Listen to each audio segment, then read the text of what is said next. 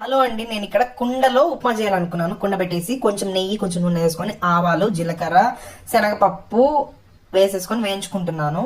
అది వేగిపోయాక కొంచెం ముద్దిపప్పు వేసేసుకొని వేపేసుకుంటున్నాను. సన్నగా కట్ చేసుకున్న పచ్చిమిర్చి చీలికలు, అలానే సన్నగా కట్ చేసుకున్న ఆనియన్స్, కొంచెం జీడిపప్పులు వేసేసుకొని వేపేసుకుంటున్నాను. కొంచెం కరివేపాకేసి వేపేసుకుంటున్నాను మీడియం మంటలోనే.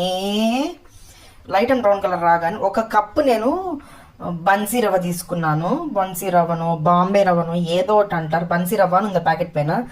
ఒక కప్పు తీసుకుంటే 2 కప్స్ వాటర్ అయితే వేసేసుకున్నాను. విత్ ఇన్ 2 minutes లోపలే అండి.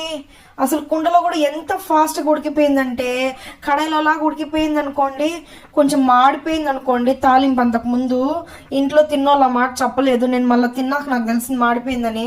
పాపం అసలు ఎట్లున్నా బాగాలేదు అని చెప్పకుండా, ఉప్పు లేకపోయినా ఉప్పు వేసుకొని, కారం లేకపోయినా కారం